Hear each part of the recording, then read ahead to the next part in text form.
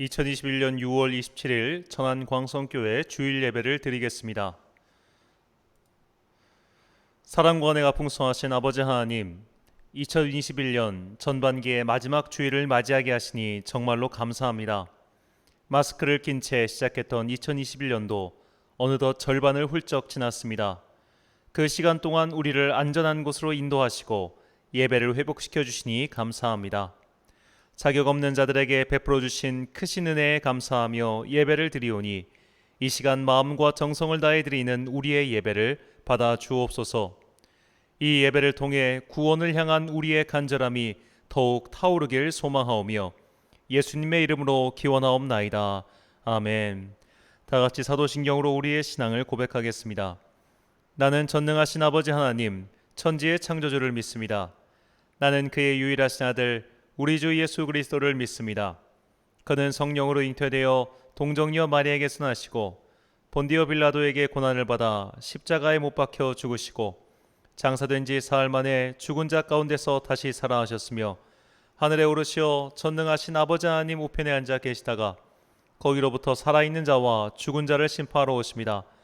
나는 성령을 믿으며 거룩한 공교회와 성도의 교제와 죄를 용서받는 것과 몸의 부활과 영생을 믿습니다. 아멘. 찬송가 14장 찬양하겠습니다.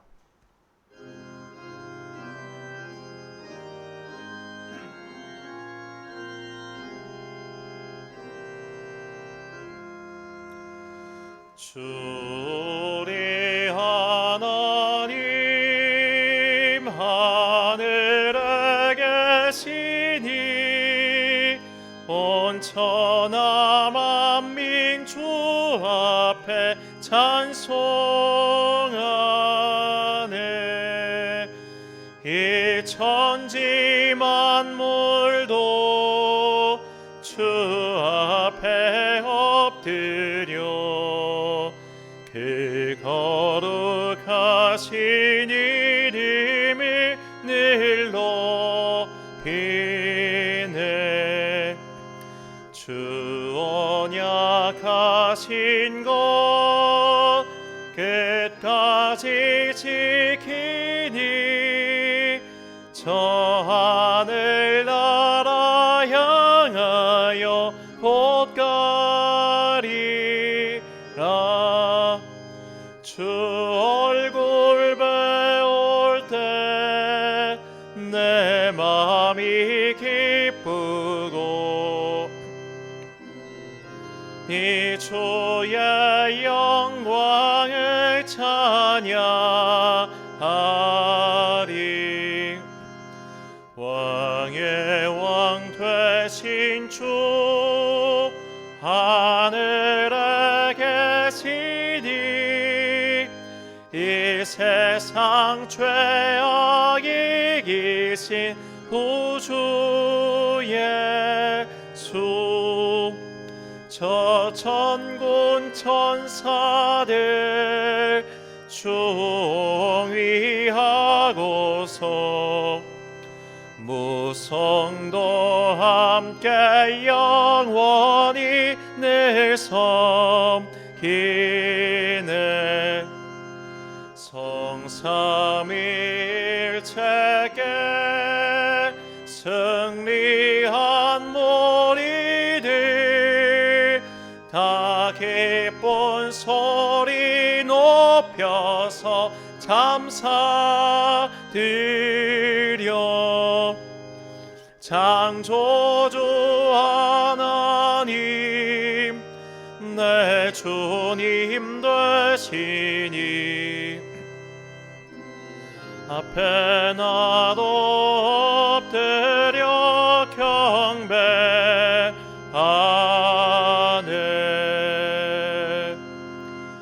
아멘.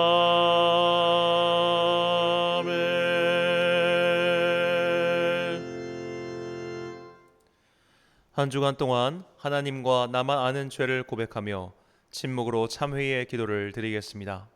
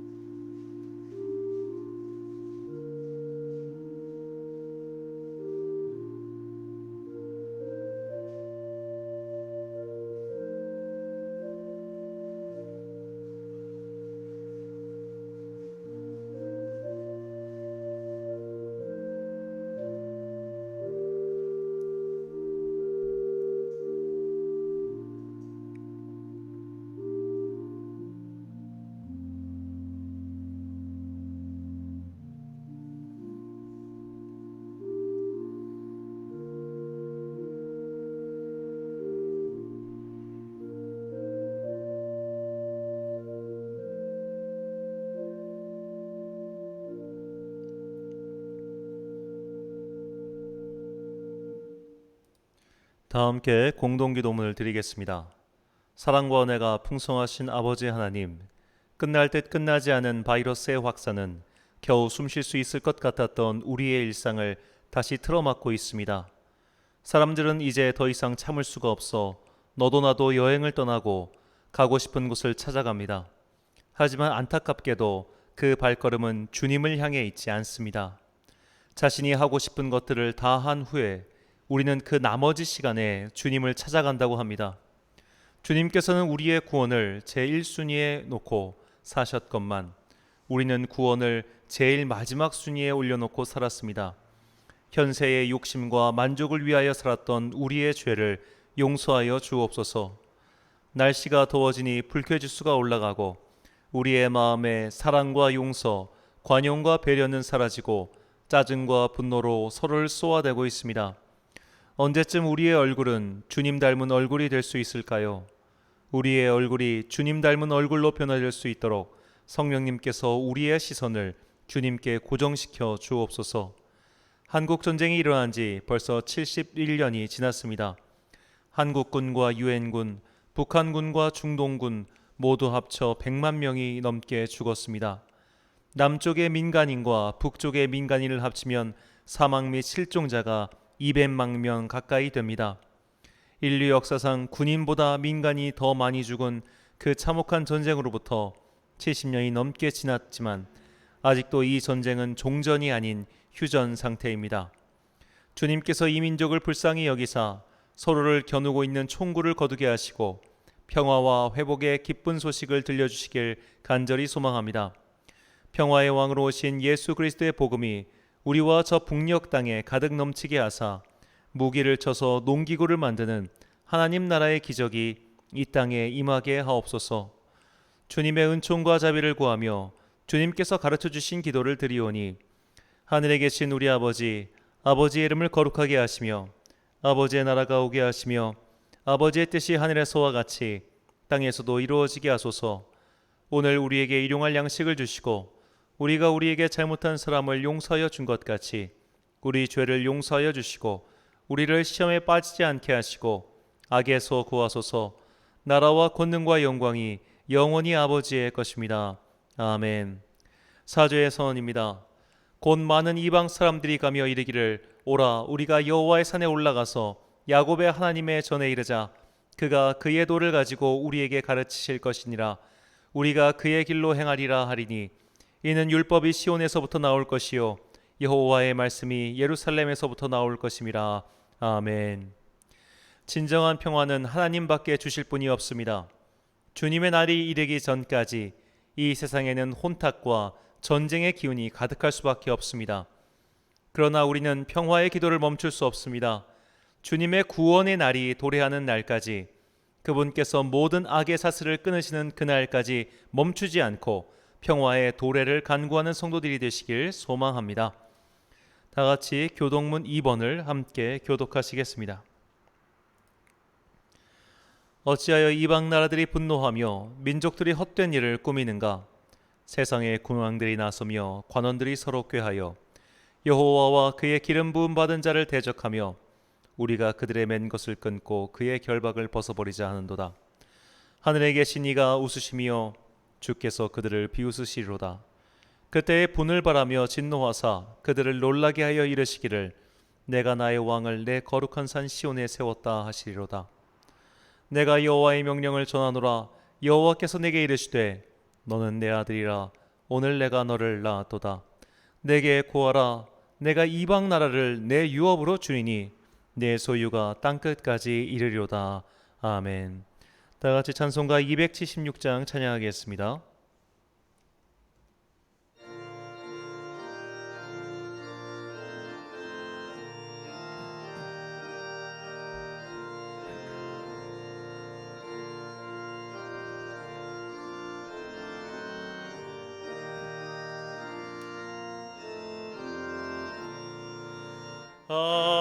아버지여 이 죄인을 용납하여 주시고 예수님의 이름으로 구원하여 주소서. 주옵소서. 아버지를 떠나 산지 벌써 오래되었고 험한 길에 고난 몸이 이제 돌아옵니다. 전에 하던 헛된 일을 애통하게 여기고 겸손하게 엎드려서 용서하심 빕니다. 은혜 감당 못하오나 회개하는 영혼과 나의 약한 육신까지 감히 드리옵니다. 나의 죄를 사시려 주님 죽으셨으니 그 공로를 의지하여 주만 의지합니다. 아버지여 용납하사 나를 품어주시고 봄 안에서 길이 살게 하소서.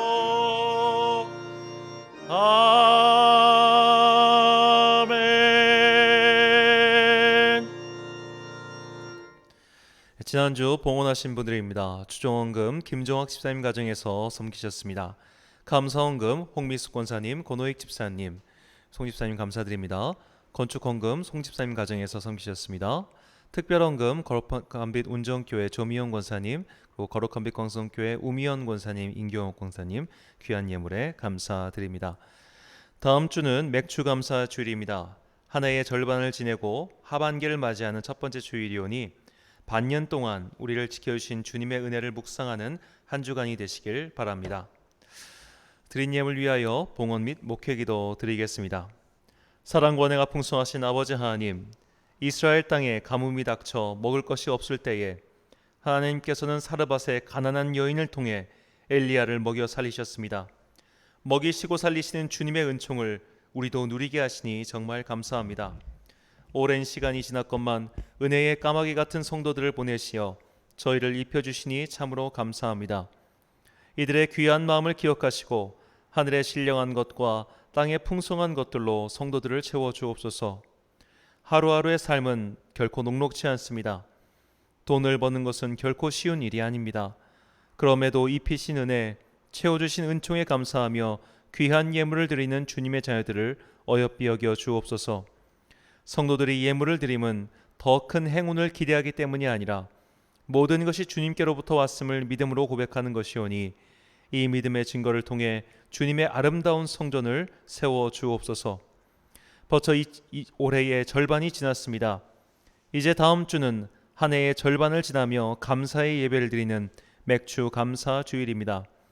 이번 한 주 동안 절반의 수확에 감사드리며 베푸신 은혜를 묵상하는 주의 자녀들이 되게 하옵소서. 이제 주님의 말씀을 듣습니다. 이 말씀을 들을 때에 인간의 말이 주님의 말씀으로 변화되어 우리의 마음에 영원토록 꺼지지 않는 구원의 열망이 가득하길 소망하오며 예수님의 이름으로 기도드립니다. 아멘. 오늘 우리에게 주시는 하나님의 말씀은 신약성경 베드로전서 1장 3절부터 9절까지의 말씀입니다.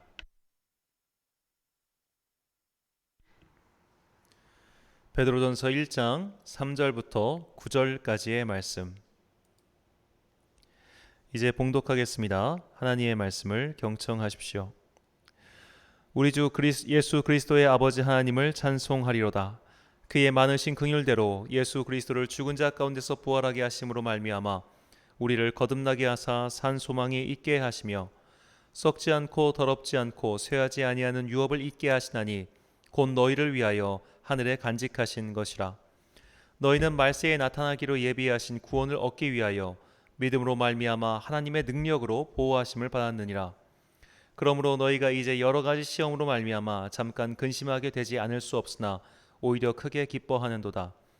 너희 믿음의 확실함은 불로 연단하여도 없어질 금보다 더 귀하여 예수 그리스도께서 나타나실 때에 칭찬과 영광과 존귀를 얻게 할 것이니라. 예수를 너희가 보지 못하였으나 사랑하는도다. 이제도 보지 못하나 믿고 말할 수 없는 영광스러운 즐거움으로 기뻐하니 믿음의 결국 곧 영혼의 구원을 받음이라. 아멘. 이 길의 끝에 있는 것이란 제목으로 하나님의 말씀 선포하겠습니다. 모든 일에는 목표가 있기 마련입니다. 학생에게는 좋은 성적을 얻는다는 목표가 있습니다. 그리고 원하는 학교로의 진학이 공부의 1차적인 목적임은 역시 부인할 수가 없을 겁니다. 직장인에게는 경제적 소득이라는 목표가 있습니다. 또한 진급이라는 목표가 있겠죠. 하다못해 가정 살림에도 목표가 있습니다. 그렇다면 신앙생활에도 목표가 있음은 두말할 나위가 없습니다.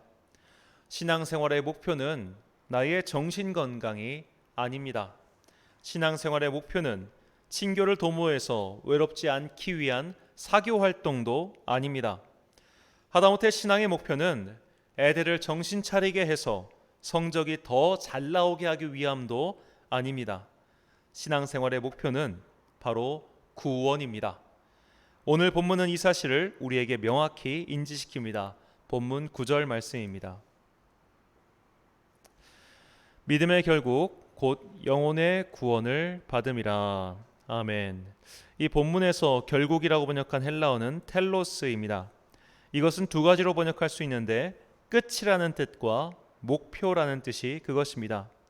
구원은 신앙생활의 마지막이며 목표, 즉 종착지입니다.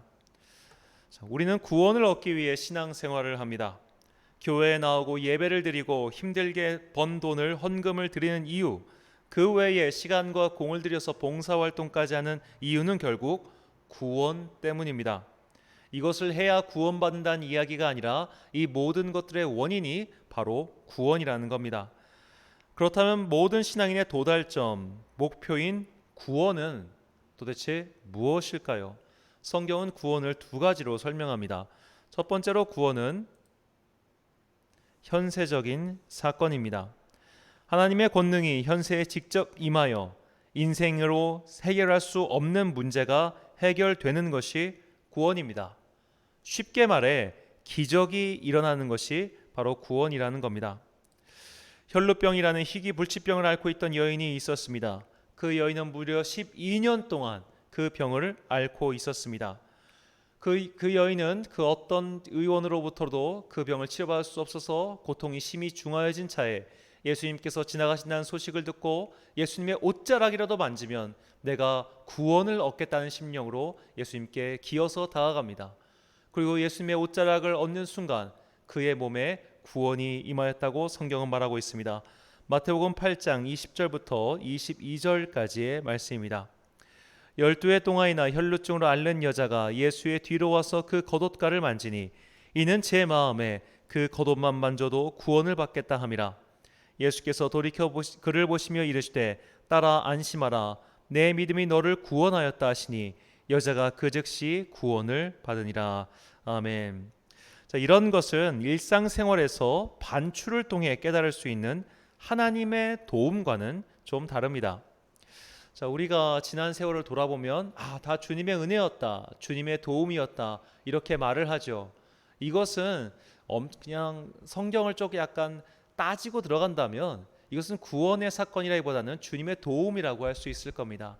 이 성경에서 나오는 구원 사건과 연결된 기적이라고 하는 것은 사람의 힘으로 어찌할 수 없는 것을 하나님의 권능이 임하여 해결됐을 때를 뜻합니다.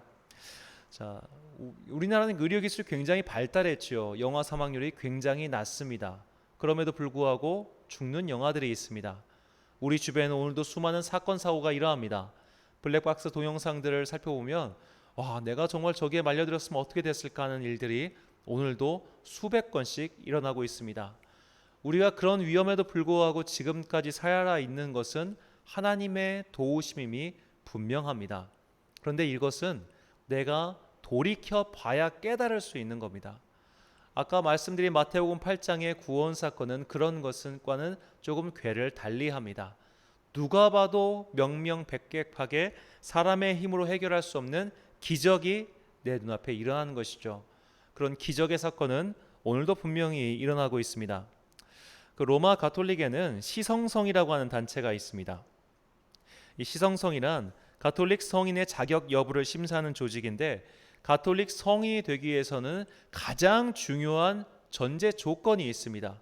바로 그를 통해서 기적이 일어났느냐 안 났느냐의 여부입니다.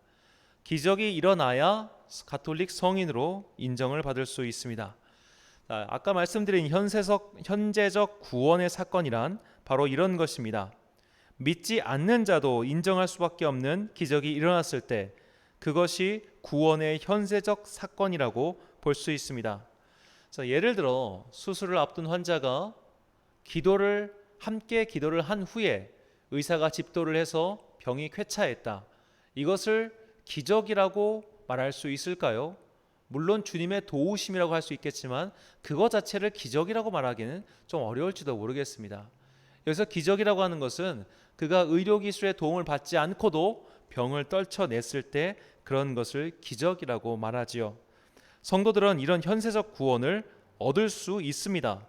왜냐하면 우리가 믿는 하나님께서는 그냥 하늘나라에서 오늘 우리에게 일어나는 일을 관람하고 계신 분이 아니시기 때문입니다. 하나님께서는 오늘도 분명하게 이 땅에서 일들을 역사하시고 다스리시고 통치하고 계십니다. 이런 하나님의 직접적 개입을 기적이라고 하고, 이런 기적은 오늘도 우리 주변에서 일어나고 있습니다. 이스라엘 백성이 처음으로 경험한 현세적 구원 사건은 출애굽 사건입니다. 그들은 이집트의 왕보다 약했고 이집트의 군대를 당해낼 도리가 없었습니다. 그러나 하나님께서는 이집트의 왕의 권세에서 그들을 건져내셨고 이집트의 군대를 바닷속에 수장시키셨습니다. 그 놀라운 구원의 경험, 그 놀라운 기적의 사건을 경험한 이후 그들은 수차례 그 기적에 대해서 성경에서 노래하고 있습니다. 시편 66편 7절의 말씀입니다. 그가 그의 능력으로 영원히 다스리시며 그의 눈으로 나라들을 살피시나니 거역하자는 자들은 교만하지 말지어다. 아멘. 오늘도 이 세계를 다스리고 계시며 이 세계의 일에 당신의 능력을 나타내시는 하나님이 계십니다. 그래서 성도들은 평안과 위로를 얻게 됩니다. 인간의 능력을 신봉하고 권력을 추구하며 세상 명리를 따르지 않게 됩니다. 만약 하나님의 기적이 없다면 우리가 하나님을 믿을 이유가 무엇이겠습니까? 그분의 능력이 단지 하늘나라에만 임하고 이 지상세계에서는 전혀 임하지 않는다면 우리가 이 세상에서 그분의 뜻을 따르기 위해 아등바등할 이유가 없을 겁니다. 그분은 지금도 다스리고 계시며 그분의 구원은 지금도 이루어지고 있습니다. 그래서 우리는 그분을 찬양하고 예배드리며 기도하는 것입니다. 두 번째로 구원은 미래적 사건입니다. 이 구원에 대한 미래적 사건의 이야기는 로마서 5장 9절부터 10절까지의 말씀에 나와 있습니다. 그러면 이제 우리가 그의 피로 말미암아 의롭다 하심을 받았으니 더욱 그로 말미암아 진노하심에서 구원을 받을 것이니 곧 우리가 원수 되었을 때에 그의 아들의 죽으심으로 말미암아 하나님과 화목하게 되었은즉 화목하게 된 자로서는 더욱 그의 살아나심으로 말미암아 구원을 받을 것이니라. 아멘. 여기서 하나님의 진노하심이란 죄에 대한 심판을 가리킵니다. 하나님께서는 여러 차례 죄에 대한 심판을 보여주셨습니다. 대표적으로 노아의 심판이 있죠. 노아를 제외한 모든 인류가 죄를 범하여 죽을 수밖에 없게 되었습니다. 그래서 하나님께서는 노아의 방주를 만드시고 그 방주 속에 생명들을 심어 놓으신 이후에 나머지 모든 것들은 지상에서 멸절시키셨습니다. 그리고 하나님께서는 악행을 거듭하던 소돔과 고모라 땅을 멸절시키셨습니다. 성경은 반복해서 하나님께서 죄를 미워하시고 죄를 심판하신다는 것을 말하고 있습니다. 자, 그런데 이게 문제입니다. 모든 인간은 도무지 죄를 짓고 안 사는 사람이 없습니다. 여기서 죄는 형사사건을 뜻하지 않습니다. 예를 들어 절도죄가 성립하려면 나에게 절도라는 분명한 행위가 있어야 됩니다. 그러나 성경이 말하는 죄는 이런 행위적 죄가 아니라 존재론적 죄를 이야기하고 있습니다. 예수님의 말씀에 따르면 내 안에 도적의 마음이 있다면 나는 이미 도적질을 한 거라는 겁니다. 그러다 보니 우리 마음속에 있는 이 죄 자체를 없앨 수 없기 때문에 우리는 근본적으로 죄인이고 이 존재론적 죄의 결과를 질 수밖에 없는 상황이라는 겁니다. 하나님께서는 노아와 그의 가족을 구원해 주셨습니다. 노아는 당대의 의로운 사람이었습니다. 노아의 가족들 또한 노아만큼은 아니더라도 최소한 악한 이나 물의 배는 아니었을 겁니다. 그런데 노아와 그의 가족들이 아라랏산에 이르러 첫 번째 제사를 드렸을 때 하나님께서는 이런 말씀을 하십니다. 창세기 8장 21절입니다. 여호와께서 그 향기를 받으시고 그 중심에 이르시되 내가 다시는 사람으로 말미암아 땅을 저주하지 아니하리니 이는 사람의 마음에 계획하는 바가 어려서부터 악함이라. 내가 전에 행한 것 같이 모든 생물을 다시 멸하지 아니하리니. 굉장히 중요한 말씀입니다. 왜냐하면 하나님께서 온 인류를 홍수를 심판하신 이후에도 인간은 그 중심에 여전히 악이 남아있다는 겁니다. 노아의 아들들 또한 그들이 완전히 깨끗하고 의로운 사람이라 구원받은 것이 아니라 그들도 여전히 그 안에 죄의 씨앗, 악한 씨앗을 품고 있더라는 거죠. 자, 우리는 이 죄의 문제에서 영원히 벗어날 수가 없는 존재였습니다. 결국 그래서 심판받을 수밖에 없는 존재였습니다. 자, 그래서 모든 인간이 반드시 심판을 받아야 되는데 여기서 하나님께서 당신의 아들 예수 그리스도를 보내시어 그 죄의 문제를 해결하시고 온 인류가 구원을 얻을 수 있는 길을 열어두신 것이죠. 그러므로 예수 그리스도를 믿는 사람은 누구든지 구원의 문을 열고 주님께로 돌아갈 수 있는 길이 열린 것입니다. 이 구원은 우리가 노력해서 얻는 것이 아니라 예수 그리스도를 통해 받은 하나님의 선물입니다. 자, 이 명제를 정말 단순화시켜서 말한다면 구원받은 사람은 육체의 죽음 이후에 천국에 들어간다는 겁니다. 즉 하늘나라에서 주님과 함께 기쁨의 잔치를 누리게 된다는 뜻입니다. 누가복음 23장 42절과 43절 말씀입니다.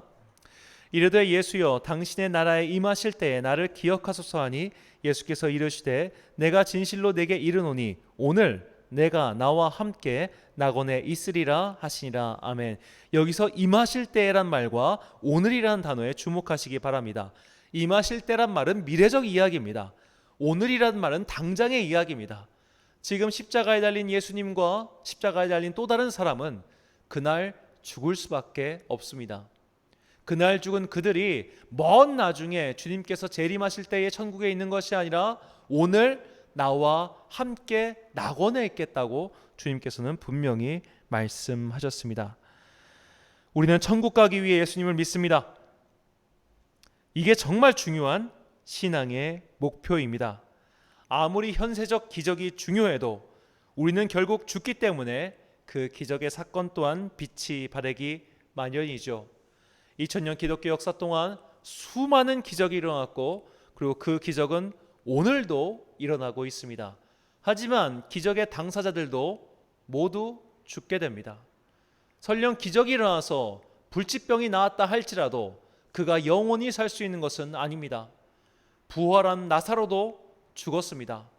바울이 살려냈던 수많은 사람들도 결국 다 죽었습니다. 죽음은 피할 수 없는 겁니다. 그렇기 때문에 현세적인 기적, 현세적 구원 사건은 그 의미가 굉장히 제한됩니다. 하지만 미래적 사건은 그렇지 않습니다. 우리는 결국 믿음의 결국인 하늘나라에 들어가게 될 것입니다. 이 미래의 소망이 있기 때문에 성도는 오늘도 힘을 내서 달려갈 수 있는 것이죠. 본문 3절과 4절 말씀을 읽겠습니다. 우리 주 예수 그리스도의 아버지 하나님을 찬송하리로다. 그의 많으신 긍휼대로 예수 그리스도를 죽은 자 가운데서 부활하게 하심으로 말미암아 우리를 거듭나게 하사 산 소망이 있게 하시며 썩지 않고 더럽지 않고 쇠하지 아니하는 유업을 있게 하시나니 곧 너희를 위하여 하늘에 간직하신 것이라. 아멘. 그 소망, 하늘나라의 소망은 그저 살다가 죽기에 사라져버릴 현세적 기적이 아니라 우리가 나중에 끝까지 누리게 될 영원한 살아있는 소망이라는 겁니다. 이것은 썩지도 않고 더럽혀지지도 않고 사라지지도 않는 것이죠. 바로 이러한 성도의 최종 목적인 구원, 성도의 종착역인 구원, 하늘나라로 가기 위한 도구, 기관이 바로 교회입니다. 교회 밖에는 구원이 없다는 말이 있습니다. 교회는 예수 그리스도의 몸이기 때문에 예수님 외에는 구원이 없다는 뜻이기도 하며 교회는 구원을 위해 존재한다는 뜻이기도 합니다. 우리가 예배드리는 것은 구원받음에 대한 응답입니다. 우리가 말씀을 공부하고 기도하며 우리의 영혼을 죄에 물들이지 않기 위해 노력하는 것은 구원받은 자로서 그렇게 살아야 하기 때문입니다. 비유하자면 하나님께서는 그분의 손으로 우리를 구원의 배, 구원의 방주에 태우셨습니다. 이제 이 배에서 나가지만 않으면 우리는 안전하게 목적지까지 도착할 수 있습니다. 그런데 자꾸만 배 바깥에서 누가 손짓합니다. 유혹의 손짓입니다. 너 거기 있지 말고 이리 넘어와서 나와 함께 있자. 자, 그런 유혹의 손길이 다가왔을 때 구원의 방주를 떠나지 않는 자는 구원을 받을 것이며 그 유혹의 손길에 넘어가서 구원의 방주를 떠난 사람은 어쩌면 영영 돌아오지 못할 수도 있습니다. 유혹에 빠지지 않기 위해 기도하고 죄의 멍에를 다시 짊어지지 않기 위해 예배드리는 겁니다. 구원이라는 성도의 목표, 우리의 최종 목표를 명확히 인식하지 않으면 우리는 앞서 말씀드린 것처럼 신앙생활을 그저 사회생활의 연장선으로 하게 될 뿐입니다. 교회 또한 마찬가지입니다. 교회는 결국 성도들의 집합체, 성도들의 공동체입니다. 성도의 신앙생활의 목표가 구원이듯 교회 또한 구원의 방주로서 성도들을 구원의 길에서 이탈하지 않기 위해 존재하는 것입니다. 교회란 그저 구원을 위한 도구에 불과합니다. 그런데 그 도구를 사랑하느라 그 도구의 목적을 잃어버린다면 그것이 과연 현명한 일이겠습니까? 예를 들어 자동차를 사용하는 이유는 목적지까지 빨리 가기 위해서 자동차를 사용하는 겁니다. 그런데 자동차가 너무 귀해서 박물관에 넣어두고 관람만 하고 있다면 그것은 자동차의 모양을 하고 있지만 자동차의 목적을 이미 상실해 버린 것입니다. 결국 폐차에 불과합니다. 사용하지 않는 도구는, 그리고 도구를 위해 존재하는 도구는 쓸모 없어져 버리게 될 뿐입니다. 크고 화려하고 편리하지만 항구에만 정박해 있는 배는 아무짝에도 쓸모가 없습니다. 크고 화려하고 편리하지만 다른 목적지로 이끄는 배는 타서는 안 될 배에 불과합니다. 설령 이력 편주와 갇힌 작고 보잘것없는 배라고 할지라도 내가 가고자 하는 목적지로 이끌어주는 배가 나에게 유용한 배입니다. 교회 또한 마찬가지입니다. 믿음의 목표인 구원으로 인도하지 못하는 교회는 없어져야 할 것입니다. 믿음의 목표인 구원은 도외시한 채 그저 도구의 영존성을 위해서 존재하려는 교회는 무가치한 집단에 불과합니다. 성도는 교회를 사랑할 필요가 없습니다. 성도는 교회를 신주단지 마냥 소중히 여길 필요도 없습니다. 교회는 구원을 위한 도구로서 사용하고 사용될 뿐입니다. 다 닳아 없어질 때까지 사용해야 합니다. 그리고 도구로서 수명이 끝나면 자연스럽게 사라지면 그만입니다. 저는 담임 목사로서 우리 천안 광성교회가 그런 교회가 되길 간절히 소망합니다. 구원의 도구인 교회, 교회가 교회로 존속하기 위해 자가발전을 하는 것이 아닌 구원의 여정을 위해 달려가다가 사라지면 그만인 교회 말이지요. 인류가 세운 조직체 중 가장 오래된 조직은 로마 가톨릭입니다. 그들은 최소한 1800년 동안 그 엄청난 조직을 유지하고 있습니다. 어떻게 그들은 그 조직을 유지할 수 있었을까요? 그들이 가지고 있는 수많은 건물과 재산 때문입니다. 그 재산 때문에 지금도 그들은 굳이 성도들의 헌금이 없이도 그 큰 조직을 얼마든지 운영할 수 있습니다. 유럽의 유수한 성당들은 성도들의 헌금이 아니라 관광객들의 기부금에 의해 운영되고 있다고 말해도 과언이 아닐 겁니다. 그러나 개신교회는 그렇지 않습니다. 개신교회는 그 해에 머물고 있는 성도들의 헌금으로만 운영될 수가 있습니다. 그리고 성도들이 사라지면 개신교회는 역시 사라질 운명에 처하게 됩니다. 저는 이것이야말로 개신교회가 교회로서의 사명을 잘 하고 있다는 증거라고 생각합니다. 교회는 교회를 위해 존재하지 않습니다. 교회는 구원을 위해 존재하는 것이며 그 도구로서의 사명이 끝나면 사라져도 상관없는 겁니다. 설령 개교회는 사라진다 할지라도 하나님의 교회는 영존할 것이며 하나님의 역사는 앞으로도 일어날 것이기 때문에 하나하나의 개교회는 맡은 바 구원의 사명을 온전히 감당하다가 주님께서 그 도구여서 사명이 끝났다고 선언하시는 때에는 그저 사라져버리면 그만입니다. 그렇게 열심히 사용된 교회는 그 사명을 다하고 사라질 것이며 다시 새로운 교회가 사명을 이어가게 될 것입니다. 천안 광성교회가 그런 교회가 되길 소망합니다. 믿음의 목표인 구원을 향해 나아가는 교회, 그리고 구원을 위한 하나님의 도구가 되는 교회, 도구로서 사용되고 마모되어 언젠가 주님이 정하신 때가 되면 그 사명을 마치고 소멸되어도 아쉬움을 남기지 않을 교회 말입니다.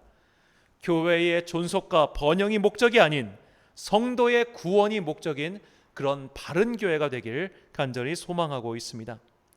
사도 바울은 많은 교회를 세웠습니다. 그러나 지금까지 남아있는 교회는 하나도 없습니다. 사도 요한은 소아시아 7교회에 편지를 보냈습니다. 그러나 그 7교회 중에 지금까지 남아있는 교회는 하나도 없습니다. 그 교회들은 모두 자신들의 사명을 마치고 사라졌습니다. 우리는 교회에 대한 성경의 정의를 곰곰이 생각해 봐야 합니다. 에베소서 1장 23절을 세번역 성경으로 읽겠습니다. 교회는 그리스도의 몸이요 만물 안에서 만물을 충만케 하시는 분의 충만함입니다. 아멘. 자, 교회는 예수 그리스도의 몸입니다. 자, 그런데 예수님의 몸이 어떻게 됐습니까? 그분의 몸은 이 땅을 사시는 동안 고난당하셨고 고초를 겪으셨고 마침내 십자가에 못 박히셨고 그리고 그 육체의 모든 용도가 끝났을 때 예수님께서는 하늘로 올라가셨습니다. 예수님의 육체는 지금 이 땅에 남아있지 않습니다. 그렇다면 예수님의 몸인 교회 또한 그렇게 되어야 되지 않겠습니까? 이 땅에서 영원히 머물기 위해서 발버둥 치는 것이 아니라 도구로서 사명을 다 마치고 하늘로 주님의 품으로 되돌아가는 그런 교회 말이죠. 그것이 구원의 방주로서 성도들을 구원의 길로 이끌어가는 교회의 바른 목표라 저는 믿습니다. 교회 자체가 우상이 되어버린다면 그것은 이미 그리스도의 몸이 아닌 마귀의 도구에 불과합니다. 성전이 우상이 되어버린 시대에 하나님의 말씀을 외친 예레미야 선지자의 말씀에 귀를 기울여야 합니다. 예레미야 7장 2절과 4절 말씀입니다. 너는 여호와의 집 문에 서서 이 말을 선포하여 이르기를 여호와께 예배하러 이 문으로 들어가는 유다 사람들아 여호와의 말씀을 들으라. 너희는 이것이 여호와의 성전이라 여호와의 성전이라 여호와의 성전이라는 거짓말을 믿지 말라. 아멘. 구원과 상관없는 교회는 이미 교회가 아닙니다. 도구로서 기능을 상실한 채 장식용으로 전락한 교회 또한 교회가 아닙니다. 교회는 성도의 자아 실현을 위한 도구도 아니고 목사의 생계를 위해 필요한 조직도 아닙니다. 교회를 사랑하지 마십시오. 그것은 잘못된 사랑입니다. 오직 하나님을 사랑하고 구원을 위한 도구로서 교회를 사용하고 이용하십시오. 교회를 사랑한다고 말하며 교회에 상처받았다고 말하는 것은 도구를 사랑했는데 도구에게 배신당했다고 말하는 것만큼 어처구니 없는 말입니다. 몇 달 전 총회 개척 훈련 때 강사 목사님께서 하신 말씀이 너무나 귀한 이정표가 되었습니다. 그 목사님께서는 가정교회로 개척하셨습니다. 그리고 문화센터에 강단을 빌려서 그곳에서 예배를 드리셨는데 정말 하나님께 사람들 보내주셔서 지금은 아름다운 교회 처소를 마련하셨습니다. 근데 그분께서는 이런 말씀을 하셨습니다. 나는 정말 이 교회에 주장할 나의 권리가 없다. 하나님께서 나의 돈은 한 푼도 사용하지 않으시고 전부 다 모든 것을 채워주셨다고 그분은 말씀하셨습니다. 저는 이 믿음의 고백에 정말로 동의합니다. 이 천안 광성교회가 여기에 세워질 때 정말로 많은 분들의 도움이 있었습니다. 저 개인의 돈이 들어가는 것이 없습니다. 그렇기 때문에 저는 이 교회에 대해서 제가 주장할 권리와 능력이 아무것도 없습니다. 그저 교회의 유일한 목적인 성도들의 구원을 위해서 이 땅에서 주님이 정하신 기간만큼 사용되다가 사라지면 그만인 것이 바로 우리 교회입니다. 설령 크고 당당한 건물이 있고 수천 명의 성도가 모인다 할지라도 그것이 구원과 상관없이 자기 존속을 위해 존재할 뿐이라면 그것은 교회가 아니라 기업에 불과합니다. 사도 바울이 교회를 존속시키기 위해 사역했다면 그는 안디옥 교회를 떠나지 않았을 겁니다. 사도 바울이 자신의 사역 목적이 교회의 안정화 작업이었다면 그는 고린도 교회를 떠나지 않았을 겁니다. 사도 바울이 자신의 사역의 목적이 사랑하는 사람들과 함께 이 땅에 머무는 동안 교제하고 예배드리는 것이었다면 그는 에베소 교회를 떠나지 않았을 겁니다. 바울은 주님을 위해 사역했고 믿음의 목표인 구원을 위해 달려갔기 때문에 사명이 끝나면 뒤를 돌아보지 않고 교회를 떠났습니다. 바울은 자신의 유익을 구하지 않았습니다. 성도도 교회도 마찬가지입니다. 이 지상세계에 사는 동안 나의 삶을 더욱 풍성하게 만들고 연명하기 위해서 신앙활동을 하는 것이 아니라 오직 구원을 위해 달려가는 것이 성도의 삶이고 교회의 목표입니다. 고린도전서 10장 33절의 말씀입니다. 나와 같이 모든 일에 모든 사람을 기쁘게 하여 자신의 유익을 구하지 아니하고 많은 사람의 유익을 구하여 그들로 구원을 받게 하라. 아멘. 사랑하는 천안광성교회 성도 여러분, 그리고 이 예배를 함께 드리시는 주님의 자녀 여러분, 우리가 구원 외에 다른 목적으로 교회를 다니고 있다면 그것은 진정 어리석은 행동입니다. 우리가 구원 외에 다른 목적으로 예배드리고 있다면 그것만큼 시간 낭비가 없습니다. 성도의 목적지는 구원입니다.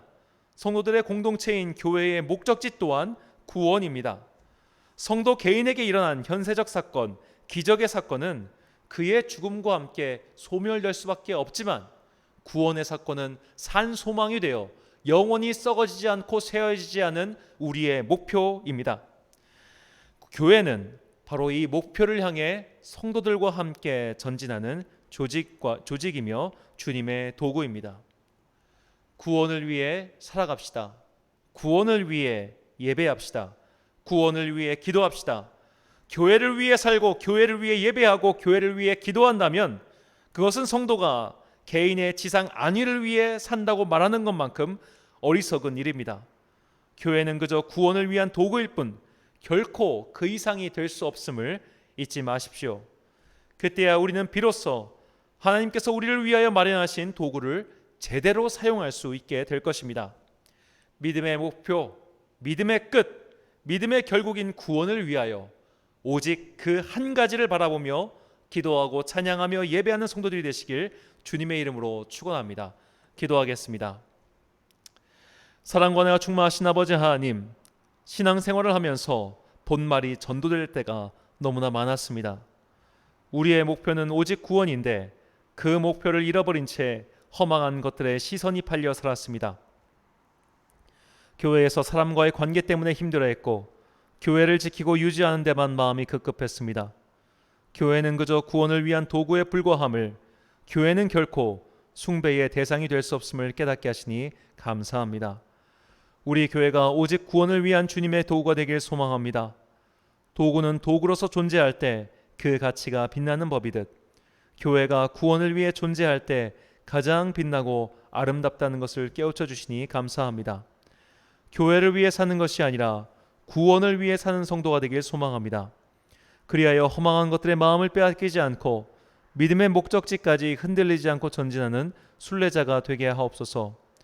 이 길을 함께 가는 자들이 모여 교회를 이루었으니 우리의 모임이 우리 자신을 위해서 있는 것이 아니라 구원을 위해 있음을 결코 잊지 않길 원합니다.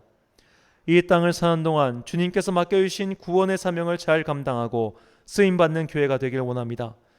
성도의 지상생활이 자기의 만족과 번영을 위해 있는 것이 아니듯 자신을 위해 존재하는 교회가 아니라 구원 사역을 위해 쓰임받다가 수명을 다하는 교회가 되게 하옵소서. 우리가 이 땅을 사는 동안 우리의 목적지를 결단코 잊지 않고 그곳에 도달하길 간절히 소망하오며 구원의 산소망 되신 예수 그리스도의 이름으로 기도합니다. 아멘. 찬송가 321장 찬양하겠습니다.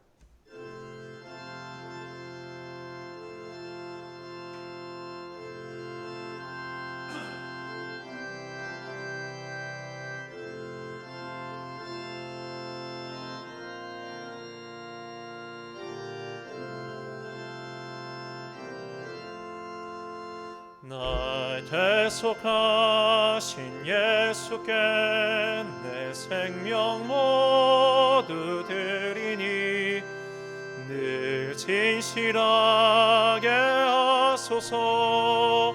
내 구주 예수여, 나 고주의에 살리라. 내 기쁨 한량 없으니 내 갈 길 인도하소서. 내 구주 예수여, 날 구원하신 예수를 일평생 의지하오니 날 영접하여 주소서. 내 구주 예수여, 구주 위에 살리라. 내 기쁨 한량 없으리. 내 갈 길 인도하소서. 내 구주 예수여, 주 십자가에 달리사 내 기쁨 한량 없으리. 내 갈 길 인도하소서. 내 구주 예수여, 주 십자가에 달리사 날 자유하게 했으니 내 몸과 마음을 주 위에 다스게 하소서. 나 구주 위에 살리라. 내 기쁨 한량 없으리. 내 갈 길 인도하소서. 내 구주 예수여.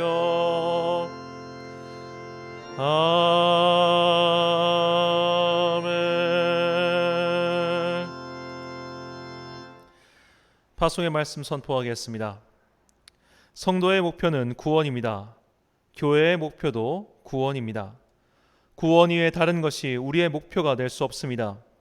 구원의 도구로 부름받은 교회는 그 용도에 맞게 사용되다가 도구로서 수명이 다하면 그만입니다.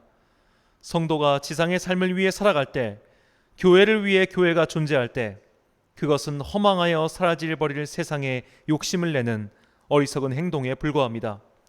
우리의 최종 목표인 구원을 향해 오직 그것만을 바라보며 살아가는 성도와 교회가 되길 간절히 축원합니다. 축도로 예배를 마치겠습니다.